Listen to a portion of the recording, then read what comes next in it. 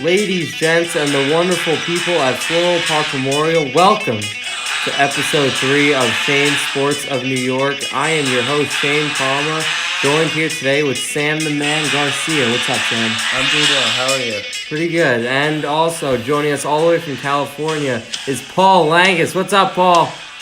Hey guys, how's it going? Hope everybody's doing well after this wonderful Thanksgiving, and I'm ready to talk about some sports. All right, that's what we love to hear. All right, so today's show, what we're mainly going to focus on is the MLB offseason. Now, of course, this is a New York podcast, so we're going to try our best to cover both the Yankees and the Mets with as least bias as possible, looking at both sides equally. Sam, I'm looking at you here, the Met fan. And as Paul is a Met fan as well, and I'm a Yankee fan. So we're going to start it off today. I'm going to pass it to Sam first, but today's main topic is going to be James Paxton to the Yankees. So, Sam, what's your take on this? You know what? In all fairness, it's a trade the Yankees had to make. They needed a starting pitcher. They got one of the premier lefties in the game. You know, if he could stay healthy, it's obviously a win for them. But the key is he needs to be healthy. That's all. He's very effective when he's on. I mean, we were talking about this the other day, Sam, and you said to me he's not even a top 50 pitcher in baseball. Do you still stand by that? Nah, it's all fun and games. But honestly, he's a very good pitcher, and it's a very good move for the Yankees. Paul, what do you have to feel about this James Paxton trade? I don't know.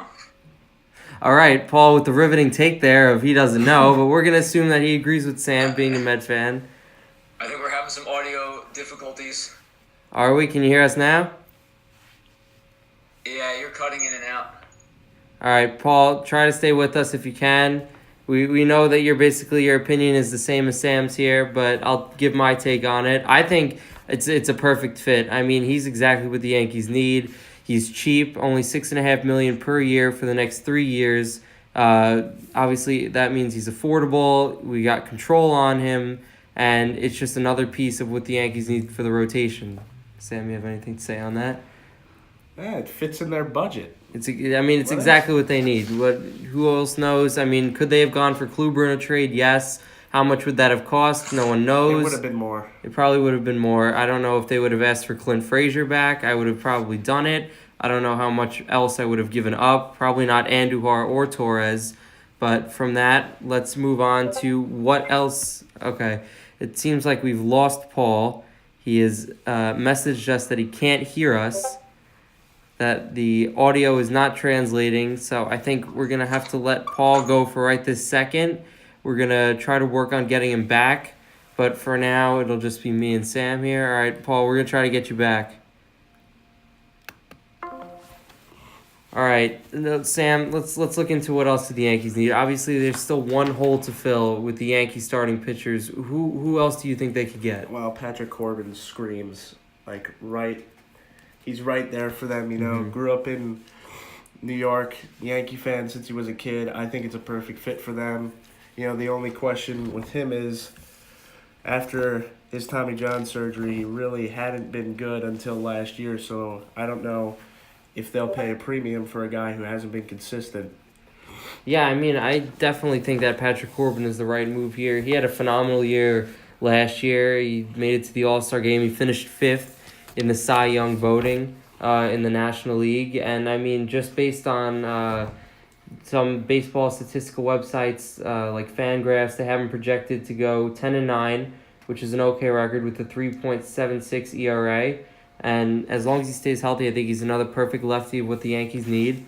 Of course, he'll come with a price because him being, going basically into the prime of his career, probably somewhere around 5 years. However, at least $60 million a year. At least, probably. And we'll see what the Yankees do from there. I think another option possibly could be Dallas Keuchel. I mean, he's what Yankee Stadium is, kind of against, which is the ground ball. Obviously, Yankee Stadium allows a lot of home runs and with the short porches. Dallas Keuchel is primarily a ground ball pitcher. He goes for the strikeout, but he has a really high ground ball rate, and I think that it could be honestly perfect for what the Yankees are looking to do while limiting really the Boston Red Sox with their high-powered offense this year. And I might also add Dallas Keuchel also pitches really well against the Yankees when it counts. That's true. So now you add him onto the Yankee side, who knows? And then, other needs that the Yankees could have, obviously Didi Gregorius is out for really half of the 2019 season. So it would be in their best interest to find either a replacement shortstop for the time being or move Gleyber Torres to shortstop and find a new second baseman. Here's my thinking on that. They could go Gleyber at short and sign, maybe Daniel Murphy. That's exactly who I was going for. Daniel Murphy is the perfect fit. He's a lefty, and the Yankees, honestly, their main problem has being able to move the chains, keep it going. They really have no left-handed bats in their lineup either. That is true, too. Losing Didi Gregorius is losing another left-handed bat. And, Daniel Murphy being a consistent over 300 hitter for the past at least four years, he can keep an inning going, whereas you have the bases loaded in some scenarios for the Yankees this past year, and you have Stanton back-to-back with a Luke Voit, and it ends up in 2 strikeouts. Now, of course, there's a chance you could get a grand slam out of them, but honestly, it needs to be more productive from other hitters in the lineup besides the home run. Exactly.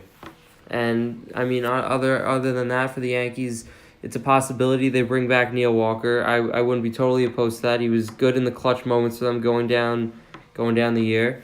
And Danny Hechavarria, a defensive shortstop, while obviously not the best hitter, nice plug in there, very cheap. Will probably cost nothing to bring him back, and the Yankees definitely could use something that would save them money as they try to pursue other free agents. Or they could go the Machado route.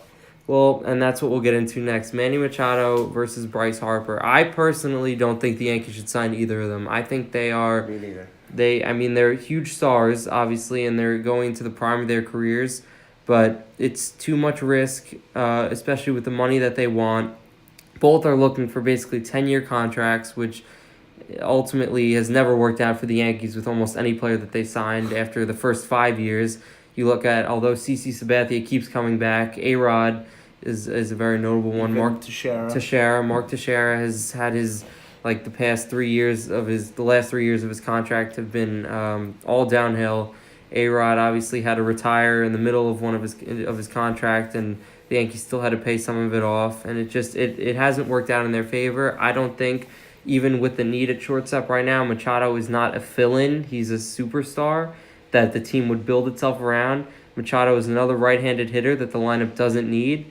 Bryce Harper, while he's a lefty and could be a perfect fit in Yankee Stadium, I don't think that I just don't think he's necessary. The outfield is fine as it is. You have guys like Estevan Florial, Clint Frazier coming up relatively soon, still paying the contract of Jacoby Ellsbury. Have Aaron Hicks, Aaron Judge, and Giancarlo Stanton already in the outfield, so I really don't think that either of those guys are necessary. What happened to Ellsbury? Is he just chilling? Apparently Michael Kay earlier this year had sent out a tweet calling out Ellsbury in a discreet type of way, saying that some Yankees players aren't doing their hardest to come back from injury, and Ellsbury actually responded to the tweet the next day saying that he had hip surgery, which is the first time anyone had heard about it, and the Yankees had then placed him on the 60-day disabled list, ending his season. He didn't get a single at-bat this year. He is honestly one of the biggest wastes of money in the MLB right now, besides maybe Chris Davis for the Orioles. And that's a thing, too, with a long-term deal. As players get older, they get hurt more often, and then it could just come back to bite you. Exactly. And, both of their ages right now are 26, entering 27. They'd be here till they were around 36, 37, so who knows what a player can do. Power is the best thing that ages, but, it's tough to tell what these guys could do in the future. And you can't get rid of Ellsbury either. You can't trade him. It's hard to cut him, and if you got to the point where these guys where you'd have to move on from them, it's very tough, especially with teams trying to entice them right now with a no-trade clause. Exactly. But honestly, if the Yankees are going to get him, who is? So who do you think could be in the running here for Harper and Machado? I think Bryce Harper will end up in Chicago with the Cubs. That's honestly interesting because I've thought of that and it's been rumored for a long time. But where are they getting this money? You know what? I think Theo Epstein will find a way. I mean, you have Find Chris a way Bryant. somehow. You have Chris Bryant, who you still haven't given a long-term extension to. You're paying Rizzo. You have guys like Addison Russell, even though he's been suspended for the domestic violence, the case there. You still have him, who he could be something. Javier Baez doesn't have a long-term deal yet. You have these guys, Wilson Contreras. Like, you have a lot of these superstars here already. Where are you going to pull out this money? I just can't see it happening. I could see, on the other side of Chicago, on the south side, going with the White Sox. I mean, you think the White Sox were rebuilding last year, although they still have guys like Jose Abreu playing first. The team is on the come up, though. You have a lot of prospects. You have Eloy Jimenez, who could, is being rumored, or not rumored, but all his projections are that he's going to be a future superstar in this league. So who knows what that outfield would look like. Obviously, Avisail Garcia is still there. Engel is still there in the outfield. So you have a lot of guys there. But honestly, my take for Bryce is that, and this is a little out of left field, but I think he ends up in Tampa. I think he gets a 10-year deal in Tampa. They have the money. They contended last year. He sees that. But the twist on that is, they don't pay anybody. Well, not only that, but I think from Tampa, I think in the next 5 years, because I've said this before, and if you read the article that should be up soon on the Shield on my take on Las Vegas, I think that the Tampa Bay Rays, instead of getting a new stadium in Tampa, will be relocating to to Las Vegas. I think that honestly, it's a possibility, and Bryce Harper will be enticed by that, going back to his home state, going back to his hometown, and playing the final 5 years of his career there. All right, we're gonna take a quick commercial break here, and we'll be back on the other side.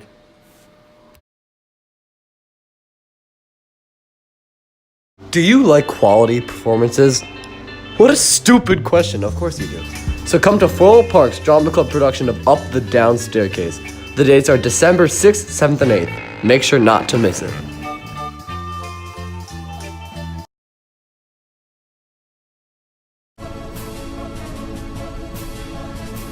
Wondering what the Yankees will do in 2019? Or how your Floral Park Knights did this past football season? To find out all that and more, check out FPN's own Shield newspaper. It's here where you'll find all the latest school updates, current events, sports predictions, and more. The Shield app can be downloaded on all mobile devices and will notify you when a new article goes up. Be in the know, Flopo. Visit the Shield site today.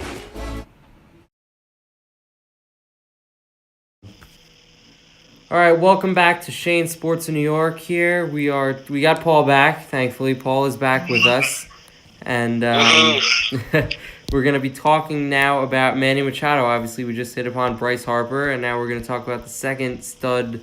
One of the highest paid players probably will end up. So Sam, I'll give this one to you first.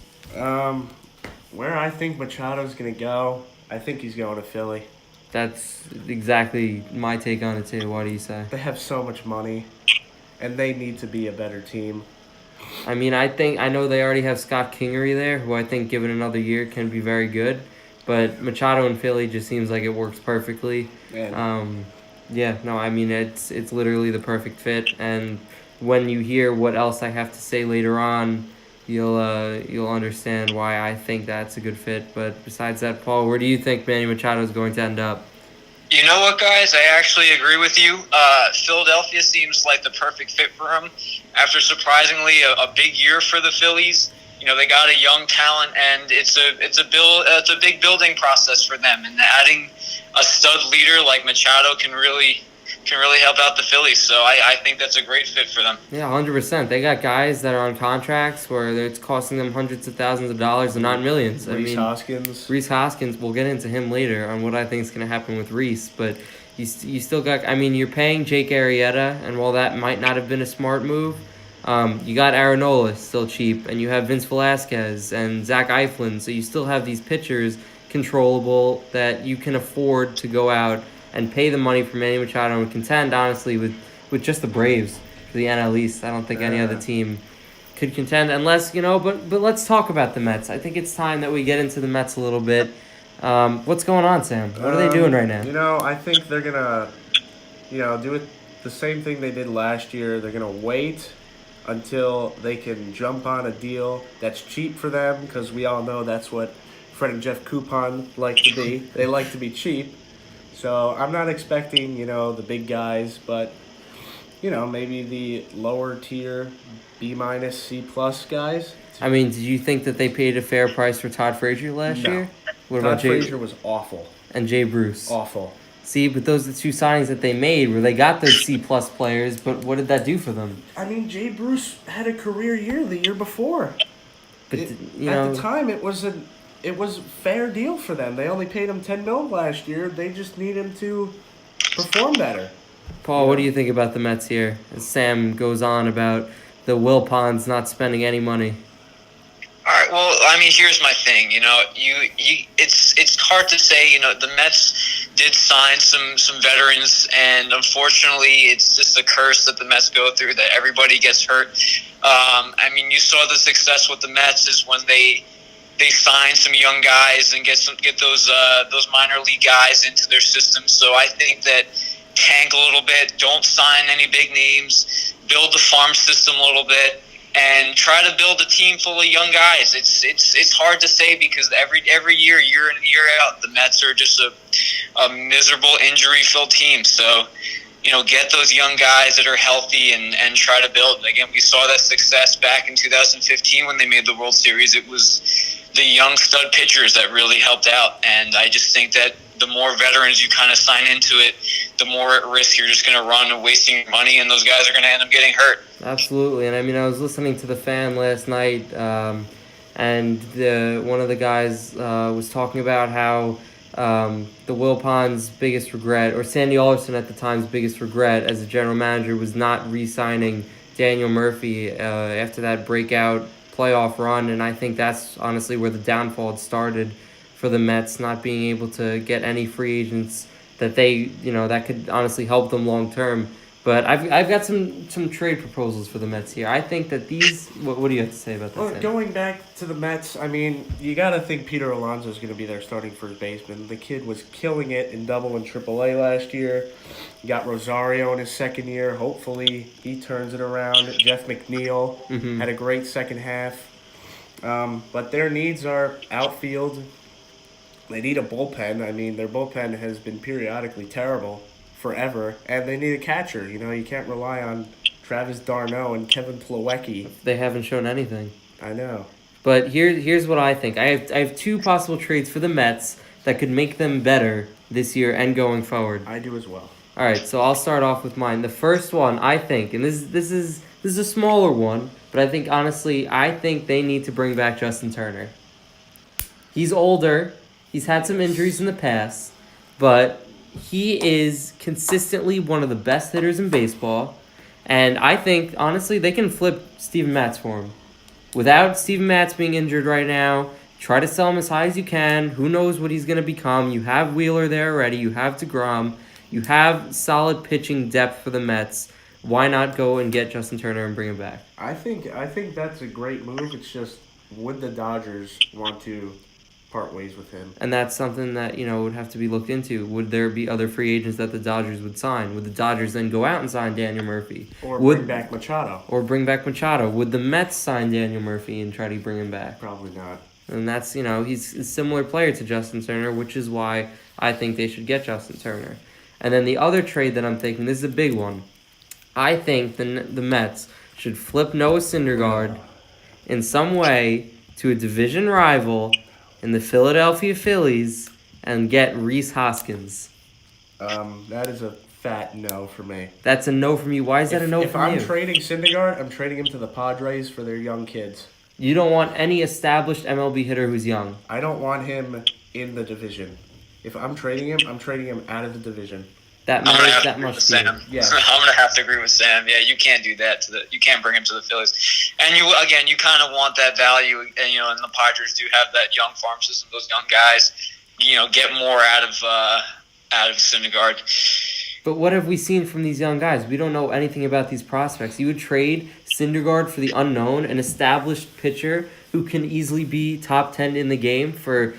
I mean, obviously Tatis has the possibility of being a top 5 shortstop in the Francisco league. Mejia, obviously, if they want to keep bouncing him around as a catcher. If you get those two, I can understand the move. If But you if you're get not, those two, I make the deal. if you can get those two, yes. But if you're not getting both of them, why not go for an established young hitter in the game? Look, Rhys Hoskins is a great hitter, but I just don't see him fitting with the Mets. He's a left fielder in first base. Obviously, he wouldn't play first because of what they have going on right now with Peter Alonso and the possibility. And I don't know if Dominic Smith will ever amount to anything, but he honestly, Rhys Hoskins, I think fits. It's tough because Nimmo's not a natural center fielder. Neither is Conforto. So you need that natural center fielder in there. And then when Cespedes eventually comes back, what do you do with Hoskins then?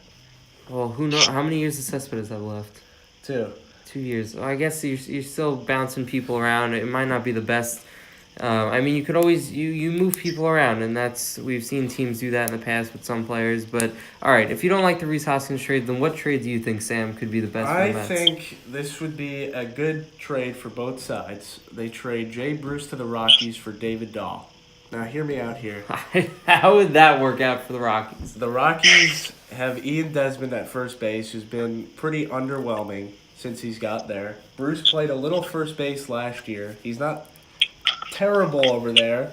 He made some nice plays, but I think he could fill a hole in that lineup and even, replace Carlos Gonzalez in right field if they so please. And then David Dahl's a natural center fielder who's going to, he's fast, he's young, he's going to hit close to 300, and he's got a good arm. I think it's a perfect fit for both teams. Why do you think that the Rockies would even consider that trade, taking on a contract like Jay Bruce and then trading one of their young guys in David Dahl, who showed tremendous potential at the end of last season, going on a streak of how many home runs he hit in consecutive games and almost catapulted them into the playoffs. Unfortunately, not past the Dodgers, but who knows how far they would have gone if the whole team was hitting like him. If Jay Bruce performs like 2017 Jay Bruce, that would be a huge help for the Rockies. Paul, what do you think about this trade here with the Rockies and Jay Bruce? I think it would be fantastic for the Mets. Just a little unrealistic. Jay Bruce is getting up there in age. You never know with his health status. I don't think the Rockies will take the risk and trading Dahl. I think if maybe Bruce and somebody else in the farm system, that maybe, but I think a 1-for-1 trade like that is not going to really happen. 100% agree with you there, Paul. What else do you have to say about any other trades? Here's a one that's going to cost a lot, but the Mariners traded James Paxton. They're looking to probably rebuild, and I think the Mets need to go out and get Edwin Diaz from the Mariners. And then what would they be giving up? A lot. You think it's worth it to get, probably, he's definitely a top 3 closer in the game. They don't have a closer right now. So you would rather trade your farm system to get a closer? Yes. You think that's, Edwin Diaz is obviously younger. He's he has 25. control. He's got four more years of team control, and he's got lights out stuff. I think it would be a good trade for both sides. Give the Mariners some young players that they could develop their way. And since they're rebuilding, I think it would be a good move for the Mets and the Mariners. I could definitely, I don't know how much, the Mets would want to give up, especially because I think the Mets should be rebuilding as well. I don't think they're contenders at this moment unless they make that big move. Paul, what do you have to say about Edwin Diaz in this situation? Yeah, Shane, I kind of agree with you. It's kind of hard to tell right now. The Mets are certainly not contenders, and they have to be in that rebuilding process. Going out and getting a stud this year in time, I just don't think that, it might be the right move. They kind of just have to play it out with what they have right now with their farm systems, kind of see it and, build and maybe towards the trade deadline over the summer, get rid of a top guy and then just build with, young talent. I don't know. Yeah, we're going to have to see how it plays out. Absolutely. as Sam, you brought up, and we have it here as a potential signee for the Mets in the bullpen if they can't make that trade, which would be. I think they're making 2 signings. They're bringing back the New York boy, Adam Ottavino. He was Okay. very good last year. He's got a wipeout slider. And a former Mickey Callaway tutor himself, Andrew Miller. You think that it's Miller time in It's City too? Miller time in New York, but not in the Bronx, in Queens. So Interesting take there. I mean, if they're going to make a splash with the bullpen, those are the 2 guys that you want. Obviously, Kimbrel's an option, but I don't think the Mets would pay up a closer price like a Chapman price or a Kenley Jansen price just yet for a closer like that. They might want to try to build someone up and give them the reins of the closer role. Paul, what do you think about the whole closer situation here? Yeah, I mean, I like Miller, to be honest. And I going back to what you were saying, it's you don't really want to spend the big bucks, especially if you know your team is probably not going to make the playoffs. And I think having Miller, who has some experience, can bring in some leadership to the team. You don't have to pay a ton of money for him. Again, he is a little injury prone, but so is the entire Mets team. I think it's probably one of the better signings you could do during the offseason and not really bust out the break the bank account there. So I think it's probably one of the better moves they can make. And yeah, going back to like big off-season free agent signings, I think we're going to take a little bit of a detour from the Mets now and just talk about the overall landscape of the MLB at this moment. Not too many big moves have been made yet. Winter meetings are obviously coming up very shortly. So, Sam, where do you think a potential big free agent could end up landing? I think former Blue Jay, former A and former Indian, the bringer of rain, Josh Donaldson, will be ending up in Missouri, in St. Louis, with the Cardinals to play third base next Now, year. how does that fit? Because obviously they have Carpenter and they have guys like Paul DeJong and Colton Wong already in that infield. So who's fitting everywhere? And obviously Jose Martinez has played a little bit of first base, Jed Jerko's getting the bump of course. from third base, and they could probably, flip him for a reliever because, their bullpen is not great, but it's okay. They could probably flip Jerko for a reliever, and I'm not so high on Colton Wong. He was these robbed other of people are. Golden Glove this year, but we'll get past that. I think, honestly, a big move that needs to be made if this team wants to make the playoffs with a player like Mike Trout in the prime of his career and stop wasting his talent is Dallas Keuchel to the Angels. They need a big-time starting pitcher. Garrett Richards, Matt Shoemaker, all these guys that they have there. Garrett Richards. Exactly. Talk and he's, about injury prone. and he's been their number one for how many years now, and he can't 5 even at stay least. healthy. So they need some type of pitcher, even if they make a play for Patrick Corbin, I don't know how much they're willing to spend. Keuchel is the cheaper option. He's the older option, but I think he's exactly what the team needs. He's reliable, and he'll get the job done. Paul, any free agents you think could end up somewhere? Well, listen, you're taking a shot at my boy Mike Trout, man. I'm not too far from Angel Stadium now, so I hope he doesn't really go anywhere. It'd be cool to see him play live. No, I agree with Sam. Josh Donaldson, very, very talented player, injury prone, so maybe the value and the price isn't too high, but I think I can see him landing on the Cardinals. The Cardinals are, a top contender in my opinion, and signing a big name like that can definitely help them out. Definitely. And let's talk about it for a second. A guy who had a hot start last year, and then, as I recall, Paul had made a prediction to me at one point that A.J. Pollock would go down with an injury that cost him a few months and would basically detour his season, and that's exactly what happened a few days after he gave me that prediction. So A.J. Pollock, off the Diamondbacks now. I don't think he's coming back. Where do we think he's going to end up, Sam? It's really tough to say. I could see him ending up with the Mets to fill that center field role. Possibly. But, the Mets don't need any more injury-prone players. See, that's the thing. People are saying, the Mets should bring in Wilson Ramos. Well, he's injury-prone, so that's a no for me. Bring in a guy like Rondal instead. But back to Pollock. I think he might go back to Arizona, to be honest with you. You think so? Yeah. Paul, I know you probably wanted to chime in there when Sam was talking about the injuries and what you always say about injuries, if you want to add anything there. I mean, listen, baseball is a long, grueling season. It's a very asymmetrical sport, meaning guys are doing, things with one arm that they aren't really equalizing on the other arm. So it's just such a long, demanding season, and unfortunately, we just see a rise in injuries. And being a longtime Met fan, it's been awful. But the process is like you got to take care of your body, and the injuries are obviously going to come, but there's not much you really can do. Just baseball is just that type of sport that you're going to see nagging injuries, and it's very, very chronic.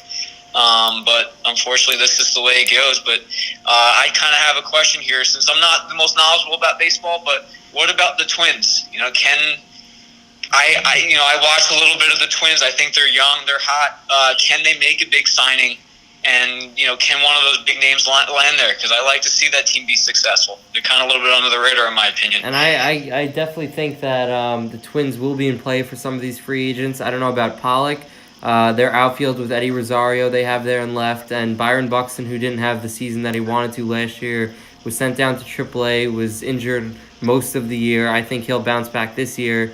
But definitely I heard rumors swirling around that a potential Paul Goldschmidt and Zach Greinke trade could be made to the Twins. They'd be willing to take on some of that salary there because they do have a little bit of wiggle room.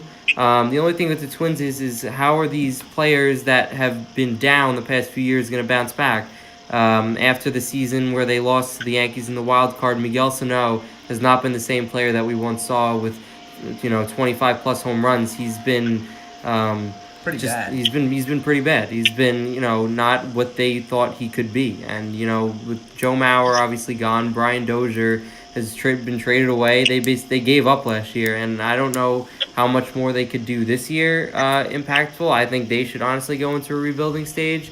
But for me, with going back to AJ Pollock, because I don't think he'll sign with the Twins, I think the A's are the best fit for him.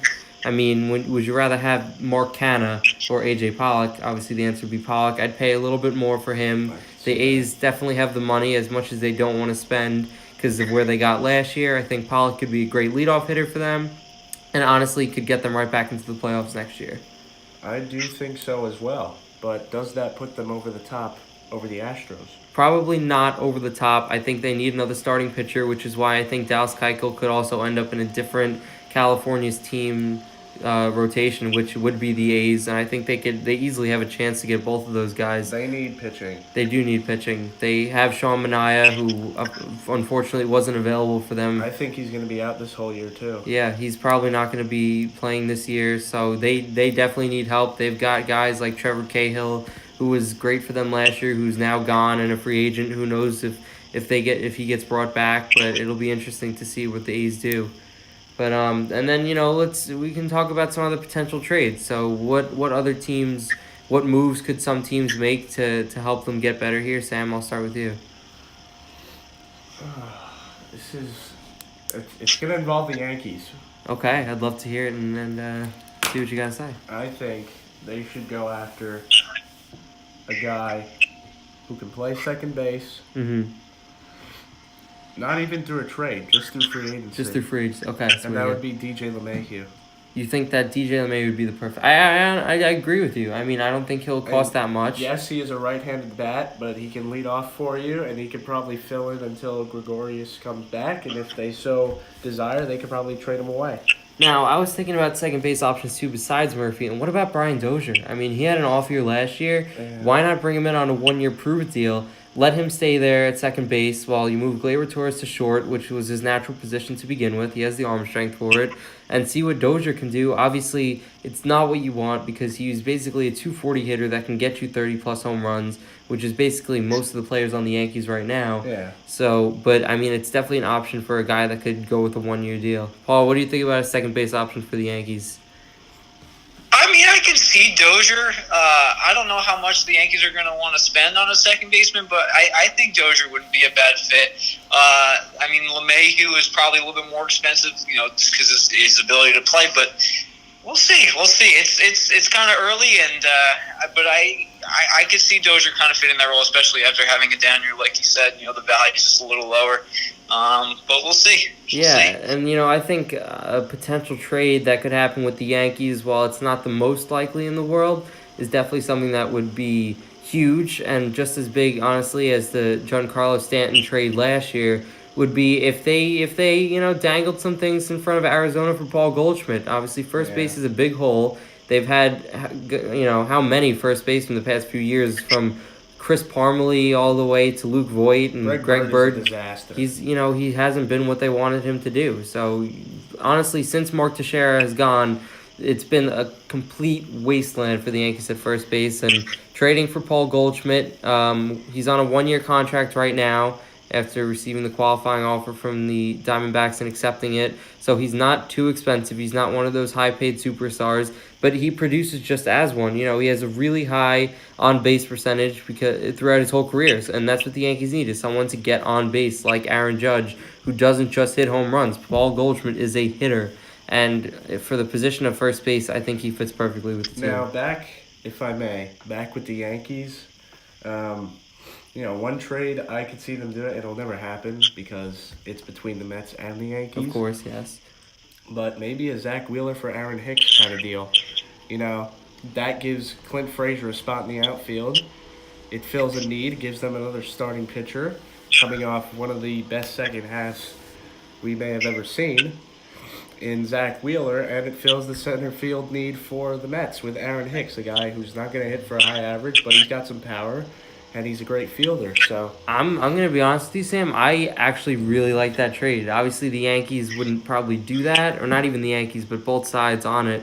But getting a Zach Wheeler, who I think is one of the, I think he's a top 15 pitcher in the game, honestly. When he's tapping into his potential. Really, he showed it at the end of last year, and I think that if he stays healthy, again, all back to the health factor, he is dominant, and the Yankees wouldn't have to sign Corbin, and they'd be filling up, losing an outfielder, but they have the depth to replace him. Paul, what do you think about a potential Mets and Yankees trade?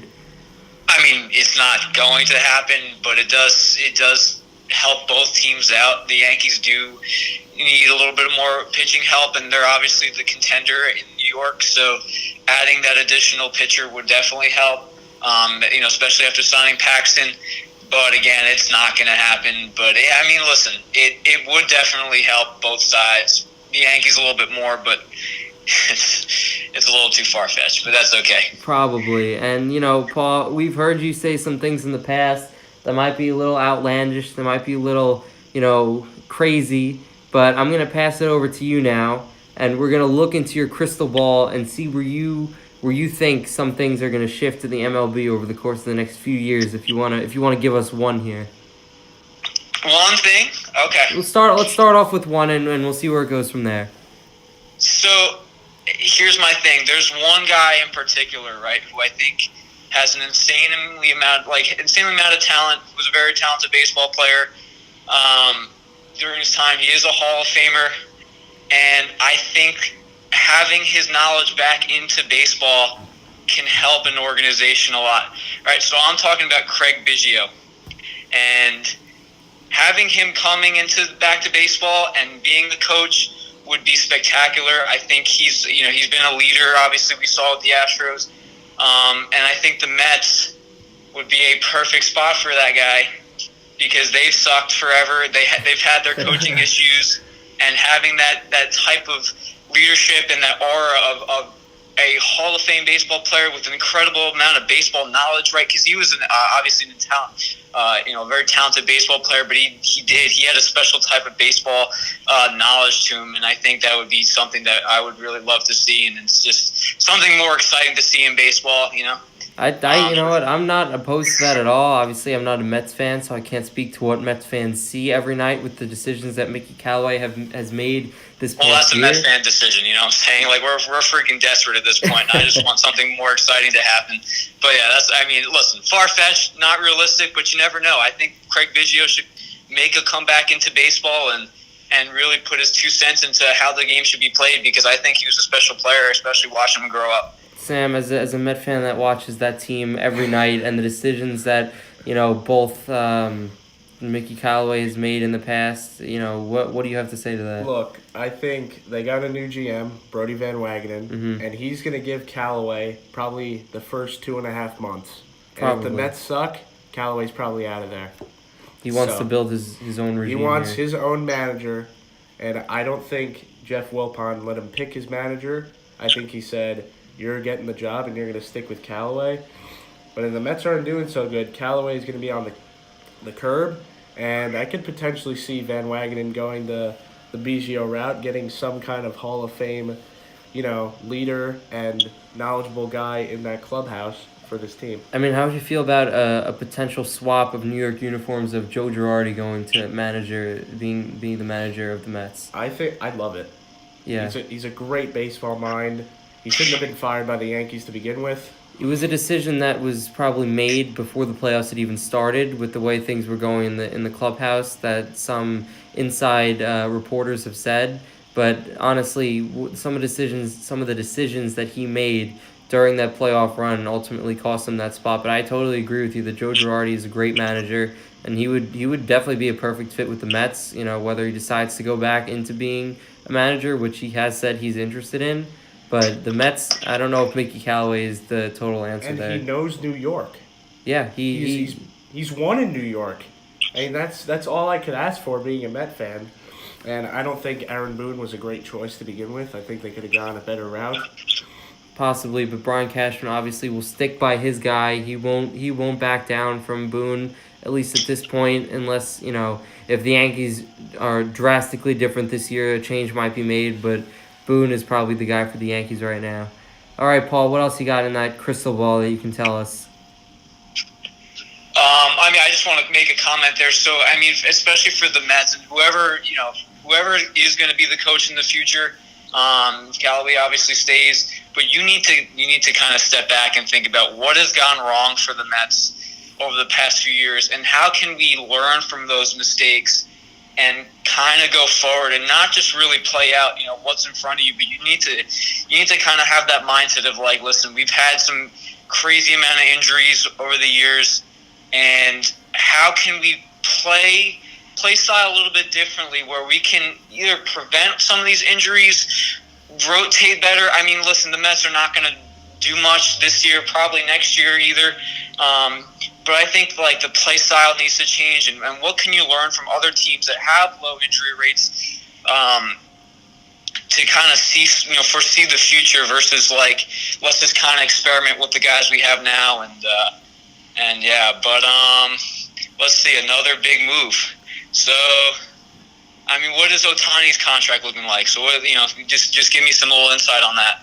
Obviously he was just recently signed this year. I'm not totally sure. It might be another 4 years that he has on his rookie deal right now. Why do you foresee him joining another team in the future? I do.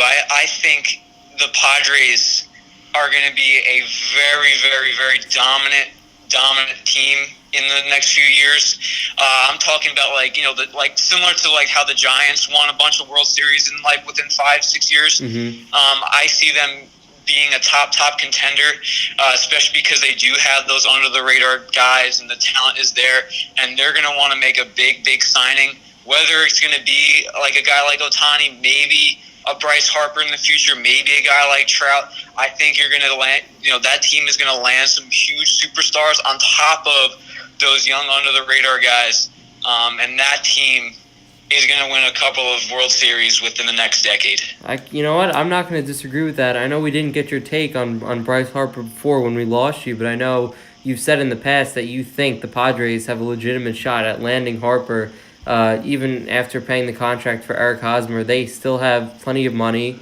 Wherever Ohtani obviously wanted to go to a West Coast team, so whenever his contract is up, if he's not loving what the Angels are doing, especially what they have right now, he's as we talked about before, being a number one starting pitcher for the Angels, he probably is, as well as being a hitter. Who knows what's going to happen with his future there with the dual threat ability, but the Padres, I definitely agree with you that they have the talent to contend eventually, especially with the Dodgers and the Giants.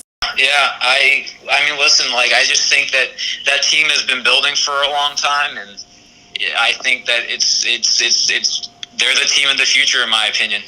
The city of San Diego has a lot to look forward to. Definitely. After losing the Chargers, obviously the Padres are their only hope.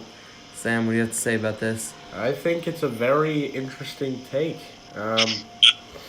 They already started their, retool kind of thing. Mm-hmm. Like they want to compete by Eric Hosmer. That was a move that was a I didn't huge see move. coming. I didn't see it either. And I definitely think that they made a statement that they plan on winning They want to compete. in that 7 years that Eric Hosmer was signed for. So they're going to eventually be one of those teams that started at the bottom and made their way up to the top. All right, with how the show's gone, I think we're going to cut it here. We had a lot of great stuff to talk about today, and I can't wait to do more podcasts with you guys soon. Paul, thanks for joining us today. Yeah, thank you guys, man. It was a lot of fun. All right, for me, Paul, and Sam, this has been Shane Sports in New York.